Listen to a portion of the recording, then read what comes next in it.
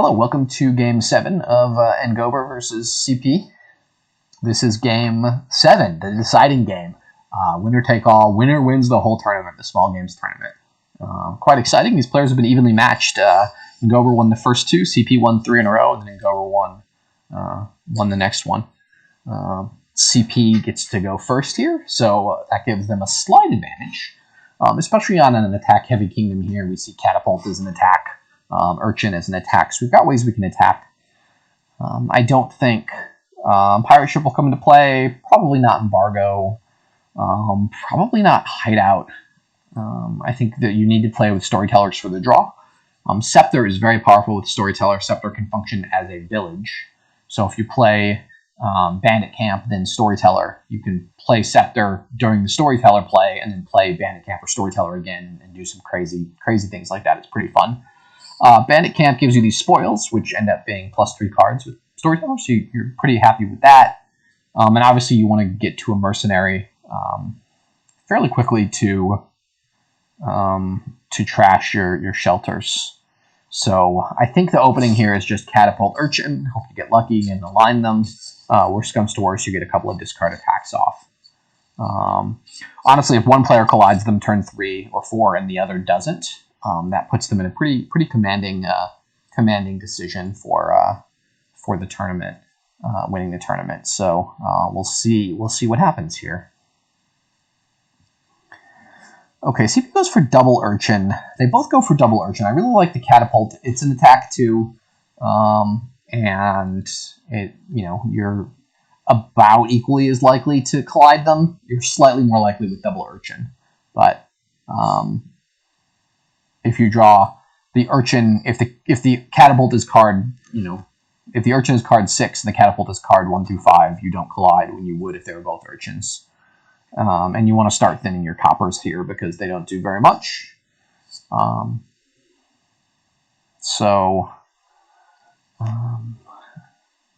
See, we got a third Urchin. That feels a little bit much. I think a copper Catapult fulfills the role of that. And then, you do want to get a silver or two to try to get up to Storyteller. But then Storyteller is not super inspiring when you're under a discard attack every turn of Catapult or Urchin. They both have just gone really hard in the Urchin pile, which I'm not sure exactly why they've done that, but they really want to collide them. But again, Catapult says attack on it too. Urchin says if you play an attack card, so that works there. I was going to say we might see rocks this game, but they haven't taken any catapults yet. Catapults, the only decent form of trashing. Hideout will trash your coppers, I guess, just fine. And actually, Hideout will also trash Hovel and Necropolis. It'll give you a curse if you try to trash Overgrown Estate, I believe, because that says victory on it, and Hideout says victory on it. So I'm going to go against the Bandit Camp first over the Storyteller. That's maybe reasonable. It gives you the spoils, and then the spoils will help you hit your price points to get Storyteller and stuff. Kind of remarkable. Both of them have bought 3 Urchins, and they haven't collided yet until CP collides here on turn 7. Hopefully Ngober collides quickly as well, and we get a matched game. Sometimes we see if one person collides fairly early and the other doesn't. It ends up in a runaway situation just due to the shuffles.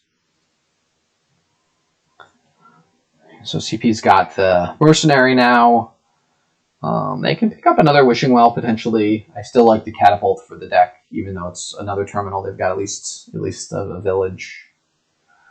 Yeah, so Ngober's got their own Mercenary now. So we're going to see a little bit of a Mercenary battle. With 2 coppers, I think you just pass turn. Not much can be done. Embargo's not worth it. It's too slow, and there's no pile you really want to deny your opponent from hitting. Your opponent will be able to I guess you could embargo Bandit Camp or something, but you're still planning on buying more Bandit Camps. You're still planning on buying more Storytellers and Scepters and so on.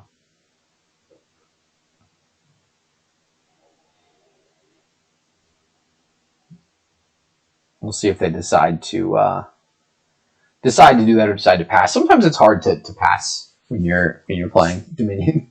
You only have so many turns in your game, and it's tough to pass them up and do nothing. But sometimes it's the best decision for your deck. And it's not like chess where you can have Zulu Wang. You can actually pass turn and not do anything if there's an attack in play. Sometimes you see it with Haunted Woods or Sea Hag or Swamp Hag, where you just don't end up buying any cards because they end up being worse for your deck, or you have a number below your top price point. 2 is the sort of standard version, although I've had kingdoms where there's no 3 or 4 costs I want to buy and I don't want any more silvers, so I just pass a turn with 4 money. So let's go over here. I think you just take a storyteller. You've got the spoils, you've got silver. You want to be able to draw through and find your mercenary faster. Start trashing your shelters and coppers and getting a nice thin deck. And now that you've got that, you can look to pick up a scepter for the village type effects. CP has the opportunity here to take a second mercenary. Sometimes that's a good idea. Sometimes it's not. And Ngober got a poorhouse with the $2. I think it would have gotten a bandit camp because they have 2 mercenaries. The extra village will be helpful. You can also trash the spoils and not feel terrible about it.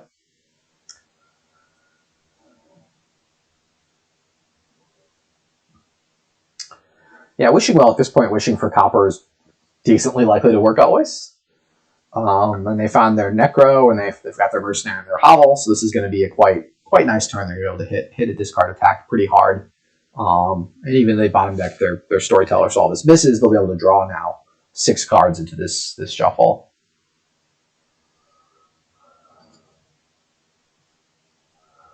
I'm not sure why they didn't play all of their coppers to draw 2 more. They do have a mercenary down there. So, do they have another cantrip? Yeah, they're slightly underutilizing their money. They slightly wasted their money, but they don't have much need in it now. As long as you've got 5 here, you're okay. I again think Bandit Camp is probably best for this deck. Although I could be convinced that with 2 storytellers, Scepter is also really nice. Scepter essentially functions as a village, and can also function as coins if need be. Scepter only works as a village in storyteller, black market type kingdoms, potentially capitalism or villa cavalry type stuff. But in general, with storyteller, and black market, that's where it's at it shines. And again, because of Bandit Camp and Scepter and draw, and your opponent's going to start hitting with mercenary, you really want to thin all your coppers before you start greening. So one of these 2 cards, Bandit Camp or Scepter, feel like they're the best for the deck right now. Hopefully you can get a couple more trashes in next turn and then start provincing after that. I think Bandit Camp here is just going to be strictly better than gold for this deck. Somehow here we found the situation where the poorhouse is not terrible. Somehow. I don't know why they bought the poorhouse. I don't know if they were thinking it works well with storyteller. It doesn't really. It's just going to be a bad card throughout the whole game. I would even consider trashing it here. To mercenary, and it took up a space in the deck that I'd have rather had it be almost anything else. It's actually going to be positive coins here, but again, there's nothing they want to buy for 8, right? All the price points they want to hit are 5. Guess they save a spoils. They've also triggered what looks like a pretty bad shuffle here, but I think they had the trashing at the attack end, so not much that can be done in that respect. And Ngober's only got 1 storyteller, so second storyteller seems opportune.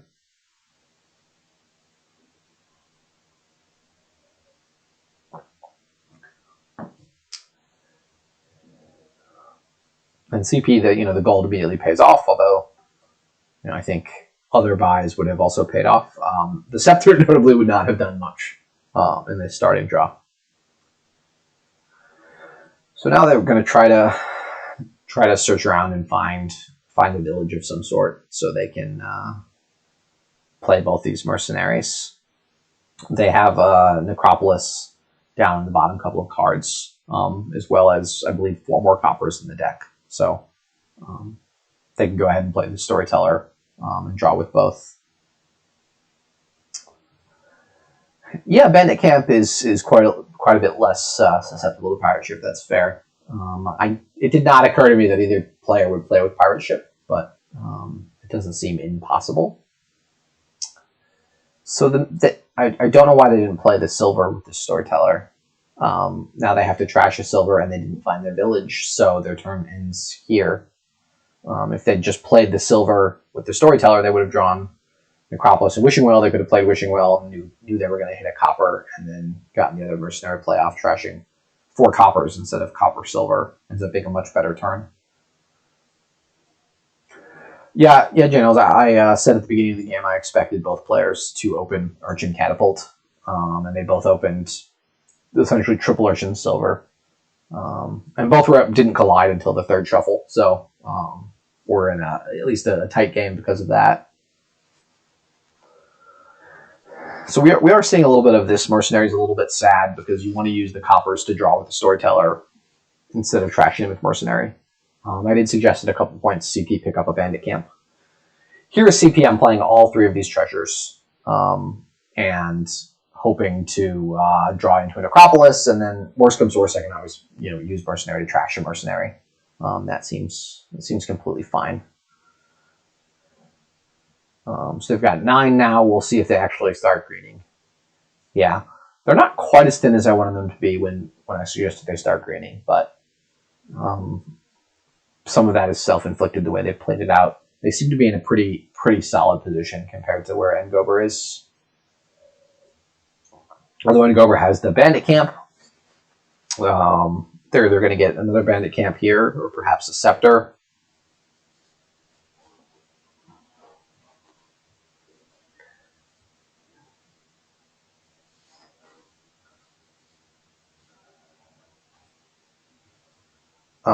I don't think I wish for Storyteller. I think I wish for Mercenary and hope I don't draw it and hope I don't find it. And if I do find it, I trash coppers. If I don't, I just buy another province and feel good that I have Storytellers down in my deck.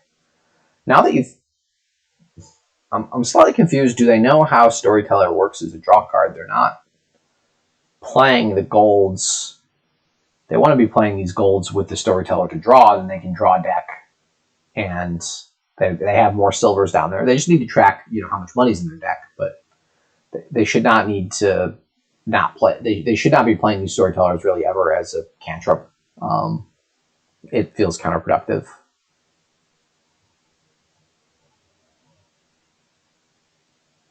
It does. They do tend to tell good stories. You can look at the artwork and try to figure out what's going on there. There's a dragon. There's a knight. The lady is telling the story of Sir George and the dragon. Sir George, is that? I believe George fought a dragon.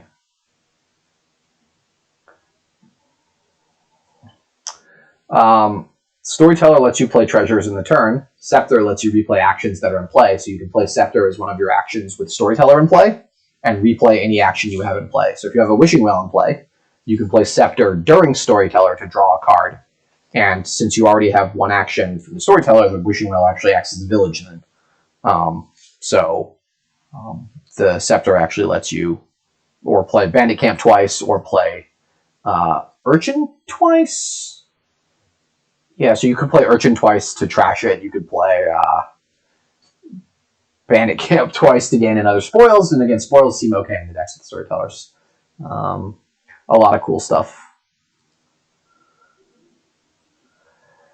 Here, as Ngober, I'm trashing the things that they trashed. That makes sense to me. The Necropolis is no longer useful. They still have a couple more mercenary plays in them. CP, I think, is probably not going to play mercenaries much more. They've trashed and thinned out and picked up the provinces.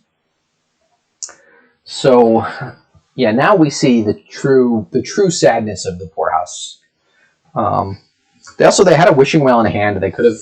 Well, they didn't have any choice. They had to play that to draw. They could have considered not drawing on there, and just playing the wishing well, and then I think they're going to hit 8 most likely without those 2 coppers. Maybe they needed the 2 coppers to hit 8. No, because they had 3 money from when they played the storyteller. So storyteller drew 3 cards. They could have played wishing well and had a 50% chance of drawing deck and a guaranteed chance of provincing. I think something like that. No, there would have been 4 cards in deck, so it would have only been they only had a 25% chance of hitting, but a fairly decent hand of a decent chance of provincing anyways. So yeah, the 4 hands we just kind of expect them to happen. Silver versus wishing well. Silver's probably fine in a deck with a couple of storytellers. That seems okay.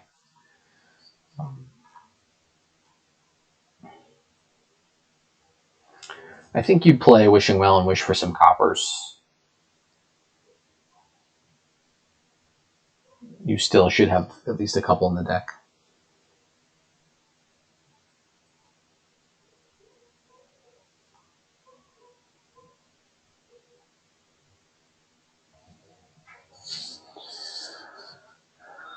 If they find their bandit camp at some point, they can play the poorhouse early in the turn before they've drawn all their treasures. It doesn't seem super likely. Is there an interaction with Scepter and Poorhouse? Probably not. Probably you can't get that to work. I was thinking about that earlier. I think you might be able to get it to work with Way of the Chameleon, of all the things. You play the Storyteller for... No, that's not how Storyteller works. Yeah, Storyteller does not interact correctly with Way of the Chameleon, so I don't think there's a way to make that work. Yeah. Trying to come up with ways that stuff is reasonable. Yep, sad Poorhouse. They're hitting 6 here. Again, I strongly feel for the Scepter here. If nothing else, you just replay Bandit Camp. And since you're essentially overdrawing at this point, you get to you would be able to draw that spoils back up. So CP may need to add some more money to this deck. They kind of have been relying on the mercenary money to both draw and give them money. They've also been underdrawing. I probably would have played the gold there instead of the silver to draw 1 more. Wish for silver.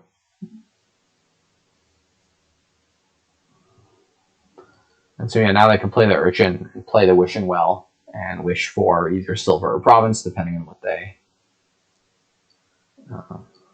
what they reveal.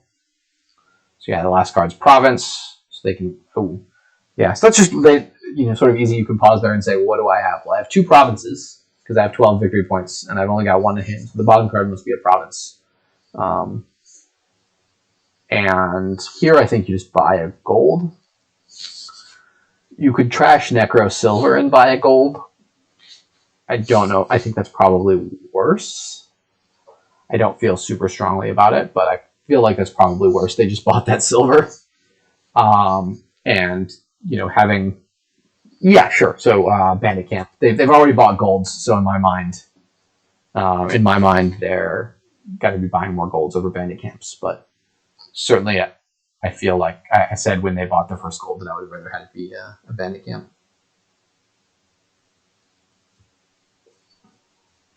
I think they're still in a pretty dominant position, and Ngober does not have a lot of payload. It is somewhat tougher for them to buy to get higher price points. They're spending a lot of their money drawing still, but also they have the Poorhouse, which is a dead card, and they really want to get around to the Mercenary so they can trash it.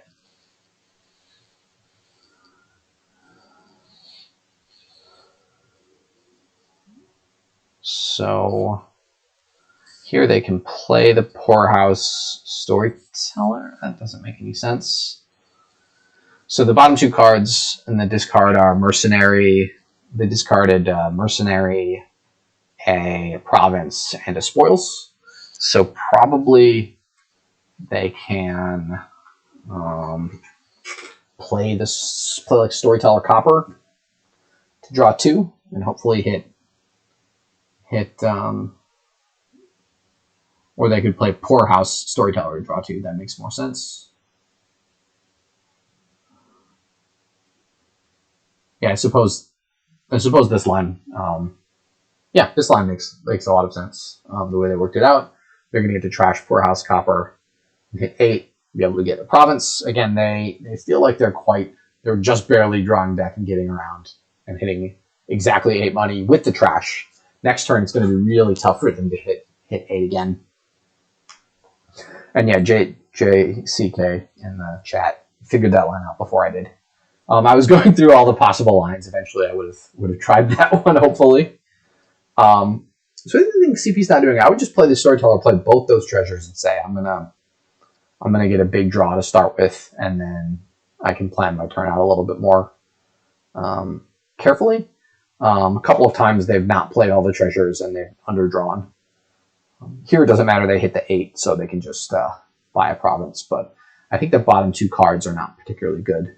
Maybe it's Urchin Wishing Well, so that's not terrible. But they're just barely, both players are just barely drawing decks. And I think with a couple of Bandit Camps and Scepters, you could be printing spoils and then, reaping the rewards with the Storyteller draw and then hitting your price points easily.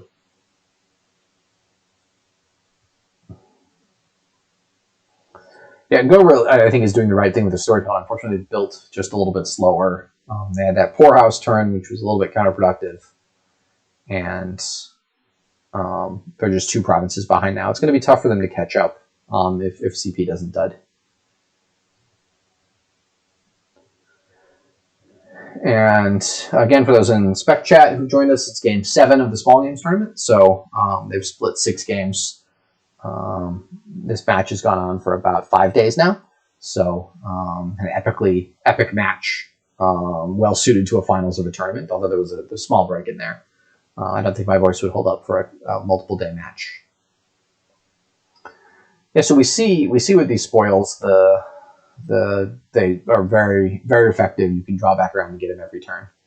And Ngober is hitting Province, I think, somewhat easier than CP. We'll see if CP is able to keep up here. And Province, if they miss Province even once, it really does open the door, a big crack in the door, because every green card you add to these decks, they slow down significantly. I think I would play Storyteller and both treasures here. You've got 2 more golds and another silver down there, so you should be able to draw that, and you can play your last Storyteller just to get the clean shuffle. So whatever you do, don't wish for Storyteller here. Anything else, yeah, Province is a good wish. You've already got 8 in hand, so if you've got a Storyteller on top, you want to leave it on top to make sure you start next turn nicely. And we already see CP's got almost certainly drawing deck next turn. It's going to be quite tough to miss Province.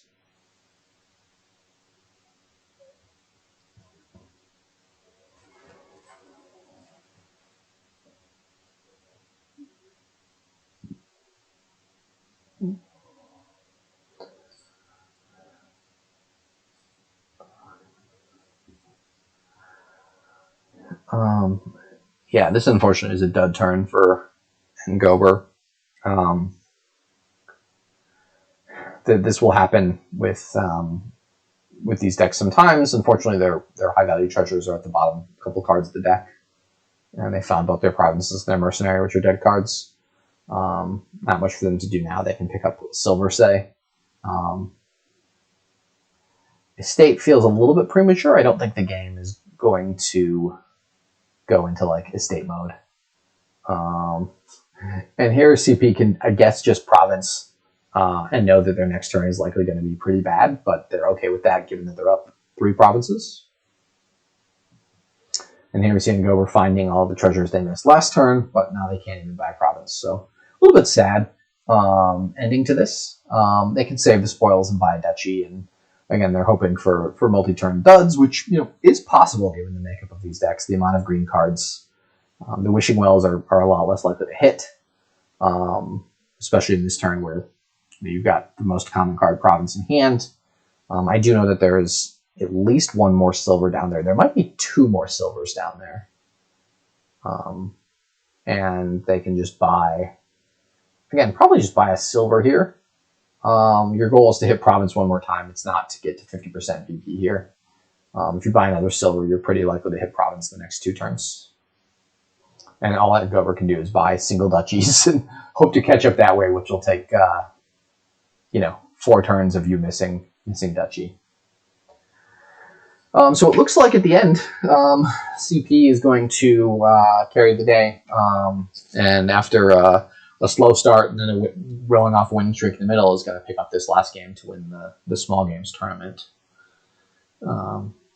We'll see if they manage to find it next turn, or if it takes another turn or 2. In the meantime, Ngober can just stock up on the spoils, get those into the deck, and hopefully hit duchy a couple turns in a row and feel good about it. Or as we saw in some other games, they might just buy the last province to end it on their own terms, which also seems reasonable at this point. Some of the players at the higher level don't like that play, but I appreciate it from a sportsmanship perspective. It's really a personal choice. There's always the chance that CP does five turns in a row. I've seen stranger things happen in Dominion. Or you're playing your Urchin, so maybe they discard the card that they should have kept, or do things like that. It's at least in the realm of possibility, but it seems fairly unlikely at this point. And yeah, you can save the spoils and buy a province. Buy a duchy. Obviously, you want to not buy a province at this point. I'm going to ignore catapult curses. Both players have trashed. They don't have any starting estates, so there's 80 victory points in play. 6 for province, 3 for duchy, 1 estate. So a set of 3 of those is 10. There's 8 in each of those piles, so 10 times 8 is 80. And yeah, CP found it right away. So congrats to CP for their win in the small games tournament. They were one of the lower seeds going into the bracket, so they played well, they fought hard, and they pulled out a victory. And also nothing to be ashamed at for Ngober. They played really well. Obviously, this went to a Game 7. Either player could have won this tournament. So looking forward to see these players either in small games or maybe up in medium games soon, as they both played quite well. A few minor things I pointed out that they can work on, but as always, we're all learning the game always, and hopefully they can take some insight from some of these comments I made. Especially the ones where I was right and not the ones where they immediately proved me wrong, which I try to call out when they happen. And best of luck to them.